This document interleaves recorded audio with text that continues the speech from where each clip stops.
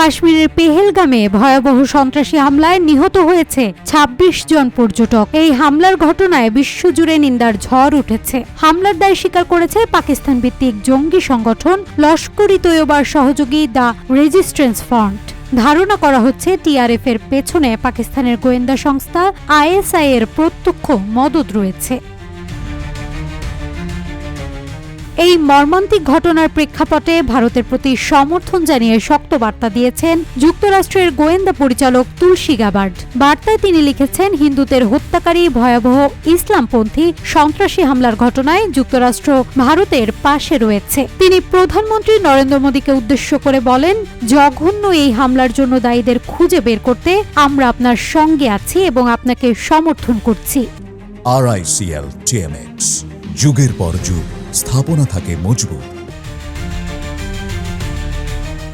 এর আগে গত বুধবার ভারতের প্রধানমন্ত্রী নরেন্দ্র মোদীকে ফোন করে হামলার নিন্দা ও সমবেদনা জানান যুক্তরাষ্ট্রের প্রেসিডেন্ট ডোনাল্ড ট্রাম্প। মোদীকে আশ্বস্ত করতে ট্রাম্প বলেন, এই বর্বরচিত হামলার ন্যায় বিচার নিশ্চিত করতে আমরা ভারতের প্রতি পূর্ণ সমর্থন জানাচ্ছি। একই সঙ্গে নিজের মালিকানাধীন সামাজিক যোগাযোগ মাধ্যম ট্রুথ সোশ্যালেও একটি পোস্ট দিয়ে ট্রাম্প জানান, কাশ্মীরের হামলার খবর শুনে গভীরভাবে মর্মাহত। সন্ত্রাসবাদের বিরুদ্ধে লড়াইয়ে যুক্তরাষ্ট্র বলিষ্ঠভাবে ভারতের পাশে রয়েছে। কাশ্মীর বহুদিন ধরেই ভারতের অভ্যন্তরীণ নিরাপত্তা ও রাজনৈতিক অস্থিরতার অন্যতম কেন্দ্র।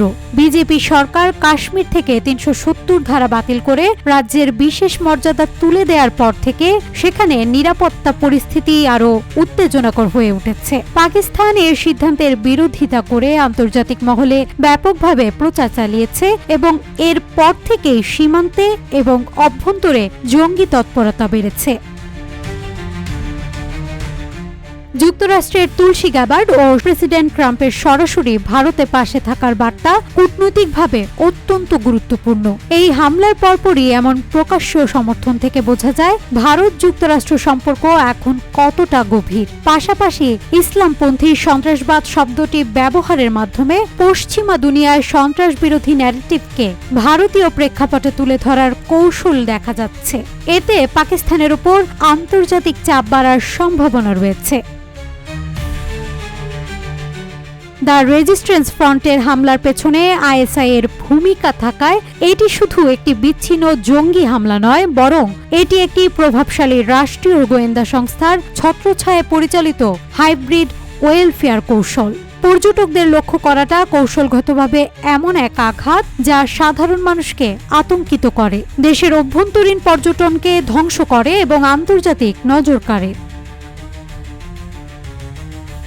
এই হামলার প্রতিক্রিয়ায় ভারত কঠোর সামরিক পদক্ষেপ নিতে পারে সীমান্ত অঞ্চলে। পাশাপাশি পাকিস্তানকেও আন্তর্জাতিক ফোরামে সন্ত্রাসবাদে পৃষ্ঠপোষকতার অভিযোগে ঘিরে ধরার কূটনৈতিক প্রচারও আরও জোরদার হতে পারে। এর ফলে দক্ষিণ এশিয়ায় নতুন করে উত্তেজনা বাড়তে পারে বলে আশঙ্কা করছে অনেকেই।